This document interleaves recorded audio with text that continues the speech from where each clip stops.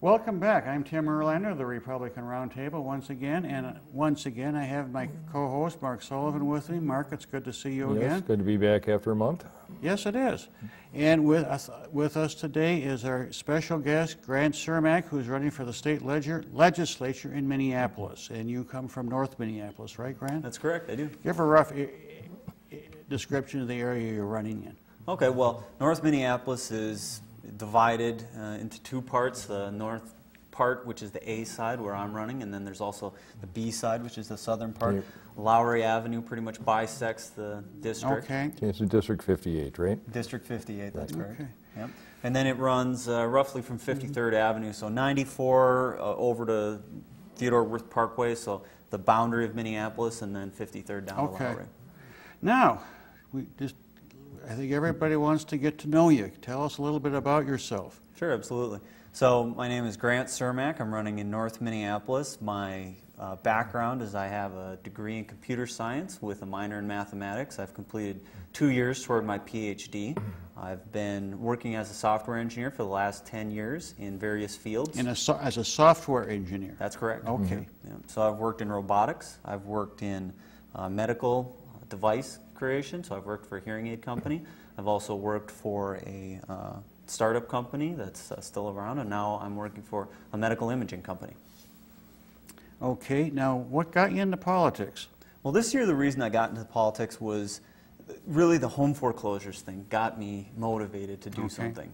There was a home foreclosure right across the street from me, and they took the garage door at the time, and there was all kinds of people from the area that kind of piled up garbage in there, putting old Santa, a bunch of old tires in there, and I looked across the street and I thought there's got to be something that can be done here. So I started doing some calling and started trying to investigate what could be done, and the city said, well, you know, it'll take a while for us to come out there, and then the city inspector has to put up a notice, and then they do something. And in the meantime, there was another house just a little bit down the street where they ripped out the copper pipes, and so the basement flooded with water, and then there was another one where they ripped out the gas pipes and it exploded into a fireball. I thought, this is just ridiculous. Why do we have this home foreclosures problem? Got me thinking about it a little bit more, started to do an investigation, and finally found out that we had kind of changed rules and had allowed these foreclosures to happen through stated mortgages and some things like that. And that's what got me motivated. I thought, I've got to do something to help my neighborhood. I've got to do something that is more than just voting, is more than just complaining. I'm going to get out there and actually try and change what's going on. Okay, and how did you proceed after that? What did you do first? But before we get too farther, any family?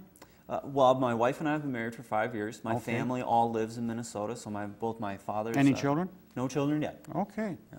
We'll let it go. You look like a young guy. I've been told that I look very young. I'm actually 30 years old, but a lot of times when I've been out door knocking, people said, how long have you been out of high school? And I say, well, you know, it's been quite a while now.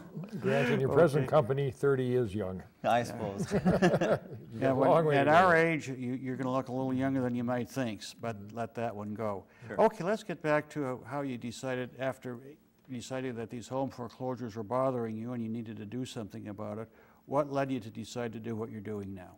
Well, I got out to the precinct caucus. So I ended up there because I said, well, you know, I want to cast a vote for my guy. And I had been a little bit politically naive at that point, and I didn't realize that that was kind of a beauty contest. We don't really vote for our guy at that point. We have to go through this whole delegation process. So at the precinct caucus, they said, well, if you want to get more involved in politics, you really need to be a delegate. And at the same time, they said, we're looking for candidates that want to run for state house. And I thought, well, gosh, I've always wanted to run for office, and this would be something where I think I could make a significant difference in this home foreclosures problem.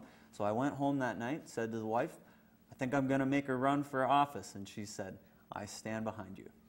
Well, that's great.